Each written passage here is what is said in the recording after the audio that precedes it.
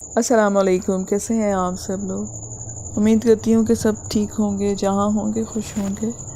Story سنانے سے پہلے آپ سے ریکویسٹ ہے کہ چینل کو سبسکرائب کر لیں، اور آپ بھی سٹوریز بھیجنا چاہیں تو مجھے میرے واٹس ایپ نمبر پر سینڈ کر سکتے ہیں۔ یہ سٹوری طلحہ نے لاہور سے بھیجی ہے، آئے میں آپ کو انہی کی زبانی سناتی ہوں۔ یہ گھر نہیں اپنے وقت کا تاج محل ہوا کرتا تھا۔ میں کچھ زیادہ ہی اس گھر میں دلچسپی لے رہا تھا۔ اب تو اکثر اوقات اس ویران گھر کا تذکرہ کرتا رہتا۔ تعجب کی بات یہ ہے کہ لوگ اس گھر کو منحوس کہتے تھے، جبکہ یہ تو پرانے زمانے کی ایک بہترین کاریگری کا خوبصورت نمونہ ہے۔ علی میرے کالج کا دوست تھا اور گزشتہ 1 ماہ سے ہم ایک ہی محلے میں رہ رہے تھے۔ مجھے یہ محلہ، یہاں کے لوگ اور ماحول بہت امپریسو لگ رہا تھا، اور اس کے علاوہ مجھے خوشی اس بات کی تھی کہ میرا دوست علی بھی قریب رہتا تھا۔ میں اور علی روز شام کو ہماری چھت پر پڑھائی کرتے تھے۔ میری اور اس کی نیچر آلموسٹ سیم تھی۔ ہم اکثر شام کے وقت چھت پر اسٹڈی کیا کرتے تھے۔ مجھے اپنی چھت پر ٹہلنا پسند تھا، کیونکہ وہاں سے میں بآسانی اس ویران بنگلے کو دیکھ سکتا تھا۔ اس بنگلے کے چاروں طرف بلند جھاڑیاں تھیں، جو شاید کسی زمانے میں باغ ہوں گی۔ اس سب کے علاوہ وہ بنگلہ اس کے اطراف میں موجود باغ بالکل ایک ٹرائی اینگل کی شیپ میں تھا، جو کہ عجیب تو تھا مگر سب سے مختلف نظر آتا تھا۔ بہت سے لوگ اس بنگلے کو اسی شیپ کی وجہ سے منحوس سمجھتے تھے، مگر میری دلچسپی اس بنگلے میں روز بروز بڑھتی جا رہی تھی۔ بنگلے کی بلڈنگ کے عین سامنے ایک پرانی گاڑی کھڑی تھی، جس کی حالت بنگلے سے زیادہ نازک معلوم ہوتی تھی۔ ایک اور بات جو میں نے اکثر نوٹس کی تھی، وہ یہ کہ یہاں ایک کمرے کی ٹوٹی کھڑکی سے اکثر روشنی آتی تھی، جو روشنی ایسی تھی کہ جیسے کوئی ٹیوب لائٹ خرابی کے باعث پھڑپھڑاتی ہے۔ یہ بنگلہ اس قدر مشہور تھا کہ روز کسی نہ کسی کے منہ پر اس کا ذکر رہتا تھا۔ کہنے والوں کی تعداد زیادہ سے زیادہ اور سننے والوں کی تعداد بھی زیادہ تھی۔ ہر کوئی اپنی اپنی رائے دیتا اور کہانیاں بناتا رہتا۔ کوئی کہتا یہاں جنات ہیں تو کوئی کہتا چڑیلوں کی بستی آباد ہے۔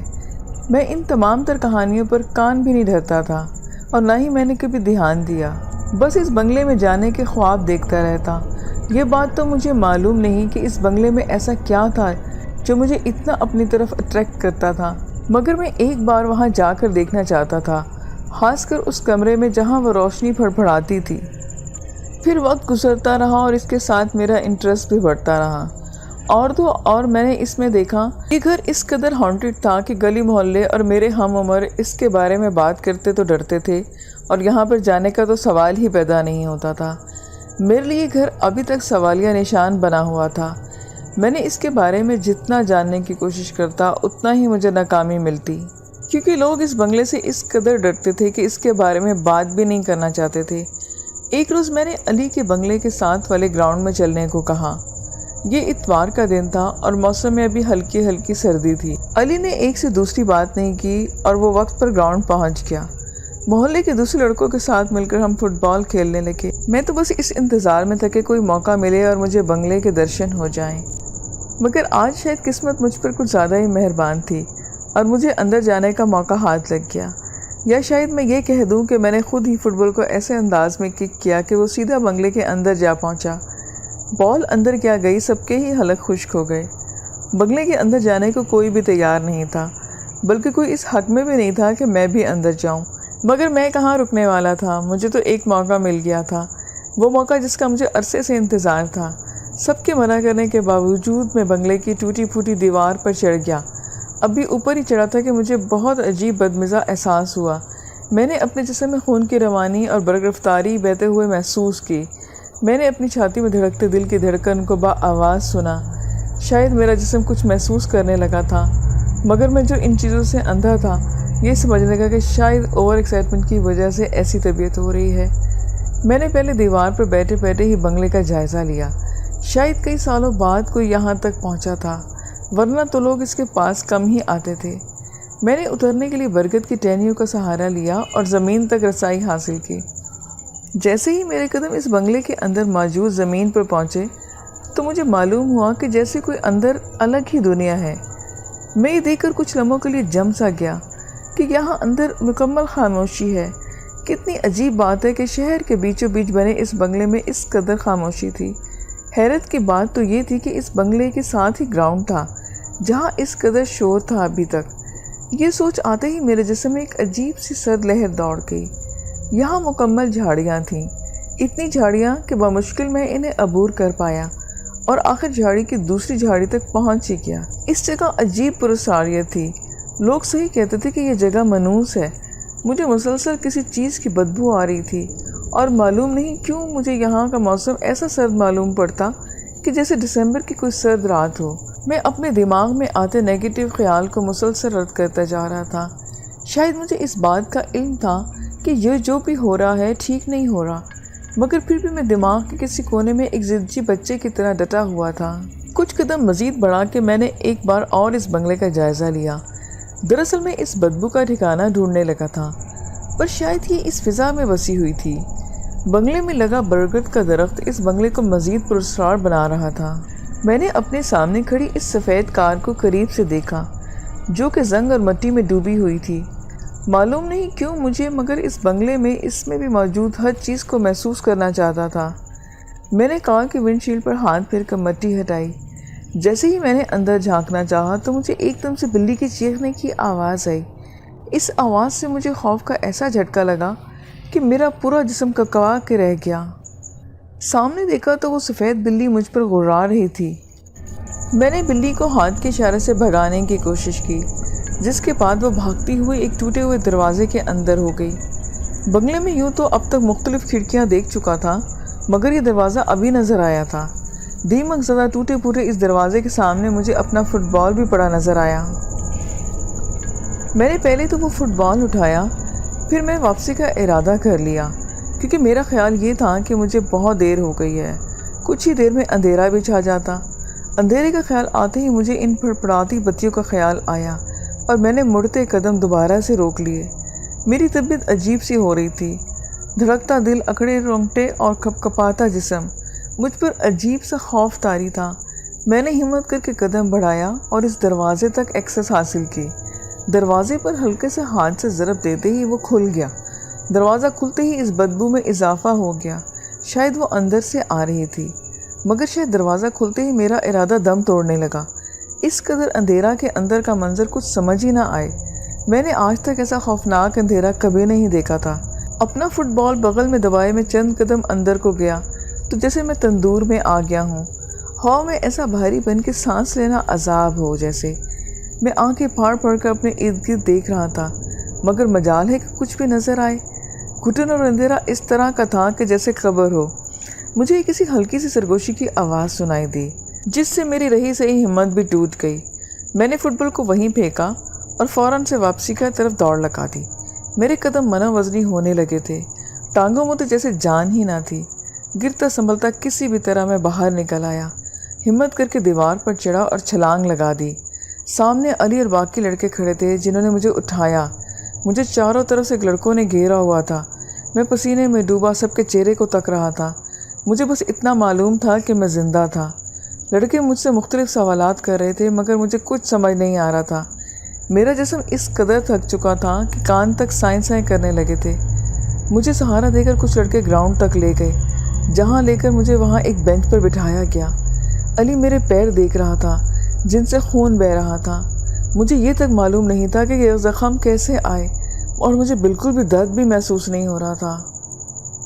आबिद जो हमारा मोहल्लेदार था, उसके हाथ में जब मैंने फुटबॉल को देखा तो मेरे पैरों तले ज़मीन निकल गई।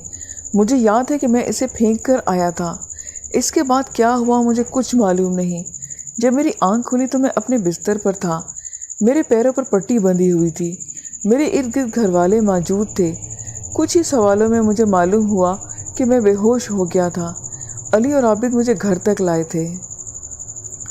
मेरे सामने डॉक्टर आतिफ खड़े थे, जो हमारे हमसाए थे, और शायद उन्होंने ही मेरे पैर की पट्टी वगैरह की थी। डॉक्टर साहब के कुछ सवाल जवाब किए और वो चले गए। कुछ देर घर वालों ने बात हुई, जिसके बाद मुझे मालूम हुआ कि अली ने बंगले वाली कहानी के बजाय ये कह दिया था कि खेल के दौरान मैं गिर गया था। शायद ये काम इसने अच्छा किया था। इसी दौरान हल्की फुल्की ग़िज़ा ली, जिसके बाद मुझे दवा दे दी गई। दवा के असर से मुझ पर नींद सवार हो चुकी थी और कुछ ही देर के बाद मैं फिर नींद की वादियों में गुम हो गया।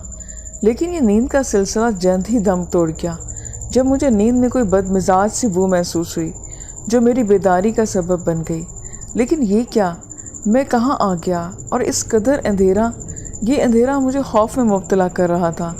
मैंने खौफज़दा आवाज़ से घर वालों को कई आवाज़ें निकाली, मगर मुझे मेरी ही आवाज़ सुनाई देने लगी। इस कमरे में मेरी आवाज़ गूंज रही थी। जैसे ही कमरा मुकम्मल खाली हो, मैंने अपने माथे से पसीने को साफ़ किया और मज़ीद आवाज़ें लगाईं, मगर मुझे कोई फ़ायदा ना हुआ। अंधेरा इस कदर था कि मुझे अपने हाथ और चेहरे के करीब आने में भी कुछ दिखाई नहीं दे रहा था। मैंने एक दो कदम आगे को बढ़ाए, जिसके बाद मुझे ये खौफनाक खामोशी इस अनचाही सरगोशी से टूटती हुई महसूस हुई। इस सरगोशी ने मेरे जिस्म को झंझोड़ कर रख दिया, क्योंकि ये वही सरगोशी थी जो मैंने इस बंगले में सुनी थी। यानी मैं वहीं वापस आ गया था जहाँ से मैं ख़ुद को बचाकर भागा था। मैंने चीखना चिल्लाना शुरू कर दिया, मगर मेरी आवाज़ शायद इस चारदीवारी में कैद होकर रह गई थी। ख़ुद को इस बंगले में वापस पाकर मैं अजीब सा हो गया। मैं पसीने में भीगा हुआ था और मेरा वजूद खौफ से कांप रहा था।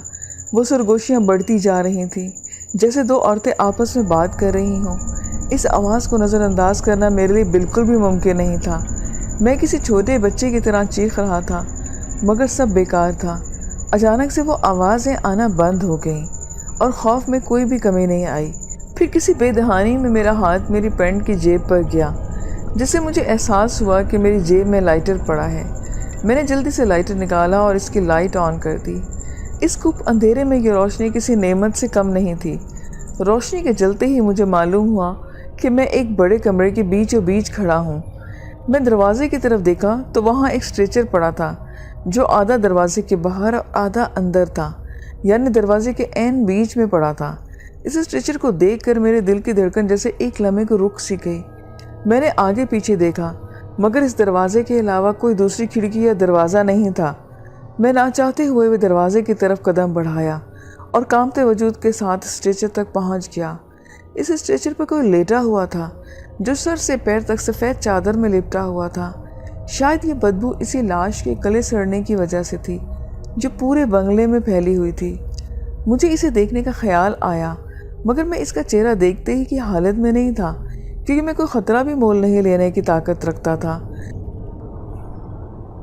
मैं इस कदर खौफज़दा था कि मुझ में इसे हटाकर रास्ता बनाने की भी हिम्मत नहीं थी, पर शायद यही एक उम्मीद थी यहाँ से निकलने की। थोड़ी हिम्मत करके मैंने लाइटर को मुंह में दबाया और धीरे से इस स्ट्रेचर को बाहर की तरफ धकेला। ज़रा से ताकत लगाने पर मैं इसे बाहर धकेलने में कामयाब हो गया। अब मैं एक बड़े हॉल में मौजूद था, जिसकी एक तरफ पुरानी टूटी हुई सीढ़ियाँ थीं जो ऊपर की तरफ जाती थीं, और दूसरे हाथ को एक कमरा था, जबकि सामने एक टूटा हुआ दरवाज़ा था जो शायद बाहर को जाता था।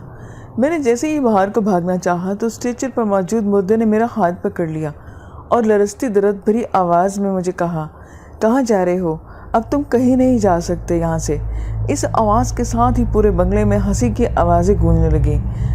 मेरे लिए तो जैसे यही होना रह गया था। मेरा जिस्म एकदम से ढीला पड़ गया और एक खौफ की चीख गले में ही दम तोड़ गई। मैंने हाथ छुड़ाए और जब देखा तो वहाँ एक जले हुए चेहरे की एक औरत बैठी थी, जो अजीब सी मकरू हंसी हंस रही थी। इसके अलावा वहाँ दो औरतें और भी थीं जो स्याह लिबास पहने में खड़ी थीं।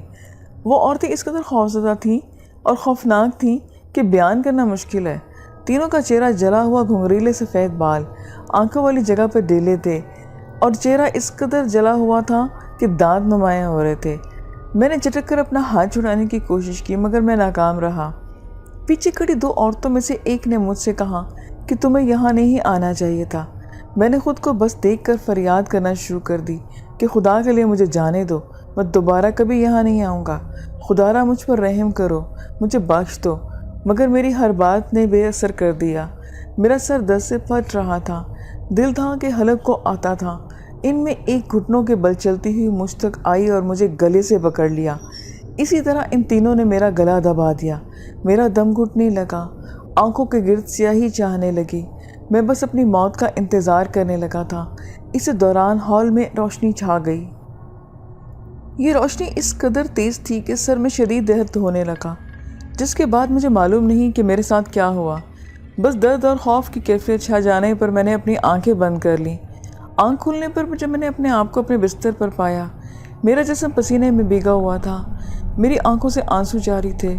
میرا دل اب بھی اسی رفتار سے دھڑک رہا تھا اور اس طرح مجھے کھانسنے کی رفتار بھی تھی، لیکن میں سلامت تھا۔ شاید یہ ایک برا خواب تھا۔ پھر میں نے اٹھتے ہی اپنی امی کو آواز لگائی، مگر میرے الفاظ گلے میں ہی دب کر رہ گئے۔ میرا گلا جیسے بیٹھ سا گیا تھا۔ میں اٹھ کر گرتے سنبھلتے قدموں کے ساتھ امی کے کمرے تک پہنچا۔ امی نے مجھے اس حال میں دیکھا تو بھاگ کر میرے پاس آئیں اور میرا حال دریافت کیا۔ امی کے مطابق میرے گلے پر گاڑھے سرخ نشان تھے، جیسے کسی نے دبایا ہوا ہو۔ میرے منہ سے ہلکا ہلکا خون بھی نکل رہا تھا۔ اس خوف کی وجہ سے میرا جسم بخار میں انگارہ بن گیا تھا۔ امی مجھے اس حال میں دیکھ کر ڈر گئیں اور ان کی آواز سے سب گھر والے اس کمرے میں آ پہنچے۔ میں نے انہیں سب بتایا کہ آج بنگلے میں جانے سے لے کر گلے پر پڑے نشانوں تک کی مکمل داستان۔ یہ رات میرے لیے بہت خوفناک تھی۔ میری ایک چھوٹی سی غلطی میرے گلے کا پھندا بن چکی تھی۔ میں ایک آگ کے شعلے سے کھیل رہا تھا جو میرے گھر والوں کو بھی جلا دینے کے لیے کافی تھا۔ کہتے ہیں کہ نیند کا کیا بھروسہ، یہ تو سولی پر بھی آ جاتی ہے، اور یہ بات صحیح کہتے ہیں۔ آہستہ آہستہ سب اپنی اپنی جگہ پر جا کر بیٹھے اور سو گئے۔ ایک میں تھا جس کی آنکھیں تو بھاری تھیں، مگر وہ اسٹریچر، وہ بنگلہ اور اس اندھیرے کے خوف مجھے نیند سے دور رکھے ہوئے تھے۔ لیکن شاید نیند پر کسی کا بس نہیں چلتا، اس لیے پھر مجھے نیند دوبارہ آ گئی۔ اس بار مجھے پر کوئی برا خواب نہیں آیا، مگر رات کو کسی کے ہنسنے کی آواز آئی، جیسے کوئی عورت آواز لگا رہی ہو اور ہنس رہی ہو۔ اس آواز کو سن کر میں نیند سے جاگا، لیکن کیا جاگا کیا سویا والی بات تھی۔ مطلب یہ کہ میرا پورا جسم اکڑ گیا تھا، جسم پھر سے پسینے میں ڈوبا ہوا تھا۔ میں نے اپنے کمرے کے عین بیچ میں وہی اسٹریچر دیکھا جس پر وہی عورت بیٹھی ہوئی تھی۔ وہ مجھے انگارے نما آنکھوں سے گھور رہی تھی۔ میں اسے یہاں دیکھ کر مزید خوفزدہ ہو گیا، مگر نہ تو میری زبان میرا ساتھ دینے کو تیار تھی اور نہ ہی میرا جسم۔ میں اپنے ہی کمرے میں، گھر کے تمام افراد موجود تھے، مگر میں نے کسی کو بھی آواز دے پا رہا تھا، نہ ہی میں اٹھنے بیٹھنے کے قابل تھا، جیسے میرا جسم مر چکا ہو سوائے میرے دماغ کے۔ پھر وہ اسٹیج پر بیٹھی عورت چلتی ہوئی میرے سینے پر چڑھ گئی، جس سے میری حالت مزید خراب ہو گئی۔ لیکن اس بار میرے ساتھ بستر پر لیٹے ہوئے کزن کی شاید کچھ حرکت محسوس ہوئی جو اس کی نیند سے بیداری کا سبب بنی۔ اس نے میری خوف سے پھٹی آنکھیں دیکھی تو گھبرا کر سب کو جگا دیا۔ وہ عورت اب بھی میرے سینے پر سوار تھی۔ وہ اپنی کٹی ہوئی ناک سے جب سانس لیتی تو میرے لیے سانس لینا ناممکن ہو جاتا۔ سب لوگ مجھے جھنجھوڑ رہے تھے، مگر میں ایک الگ ہی مخلوق سے مقابلے میں تھا۔ میرے علاوہ کوئی بھی اسے نہیں دیکھ سکتا تھا۔ مجھے اپنے کانوں میں امی کی سورہ اخلاص پڑھنے کی آواز آئی، جس کے ساتھ ہی وہ عورت غائب ہو گئی۔ اس کے جاتے ہی میں نے ایک گہری سانس لی اور خاموش ہو گیا۔ مجھ سے امی نے سوال کیا کہ مجھے کیا ہوا ہے، جس پر میں نے انہیں جواب دیا کہ امی اس گھر میں کچھ ہے، جس پر امی نے جواب دیا کہ کچھ نہیں، تم صبر رکھو اور اللہ پہ یقین رکھو۔ یہ رات 3 بجے کا وقت تھا۔ کہا جاتا ہے کہ رات کے اس وقت شیطانی طاقتیں بڑھ جاتی ہیں۔ یہ رات دم دوا سے گزری اور صبح ہوتے ہی مسجد کے امام صاحب کو ساری بات بتائی گئی۔ میرے ابو کے ہمراہ امام صاحب میرے کمرے میں آئے۔ سلام دعا کے بعد انہوں نے مجھ سے پوری کہانی سنی۔ امام صاحب نے مجھے کچھ تعویذ اور دم کر کے دیے، جس کے بعد مجھے اپنا جسم ہلکا پھلکا محسوس ہونے لگا۔ مگر یہ سب کافی نہیں تھا۔ امام صاحب نے 12 دن روحانی علاج شروع کر دیا، جس کے بعد میں ٹھیک ہو گیا۔ امام صاحب کے مطابق اس بنگلے میں ایک عورت رہا کرتی تھی جو جوان لڑکیوں کے مردہ جسم کی مدد سے کالا جادو کرتی تھی، مگر گناہ کی زیادہ عمر نہیں ہوتی۔ امام صاحب کے مطابق اس عورت کا عمل کسی وجہ سے الٹ گیا جو اس کی موت کا سبب بنا۔ کہنے والے کہتے ہیں کہ اس رات اس بنگلے میں اس عورت کے علاوہ 2 عورتیں اور بھی موجود تھیں، جن کا انجام بھی وہی ہوا۔ اور رہی بات پھڑکتی بتیوں کی، تو وہ فقط مجھے اپنی طرف متوجہ کرنے کے لیے تھیں، کیونکہ ایک میں ہی تھا جو اس کھنڈر کو دن رات دیکھا کرتا تھا۔ ان روحوں کا مجھ پر سوار ہونے کی وجہ میری بیوقوفی بنی جو میں نے بنگلے میں جا کر کی تھی۔ لسنرز، یہ آج کی سٹوری تھی۔ امید ہے کہ آپ کو اچھی لگی ہوگی۔ اگر اچھی لگے تو کمنٹ میں ضرور بتائیں۔ پھر ملیں گے نیکسٹ ویڈیو میں نیو سٹوریز کے ساتھ۔ اپنا خیال رکھیے گا۔ مجھے اجازت دیں۔ خدا حافظ۔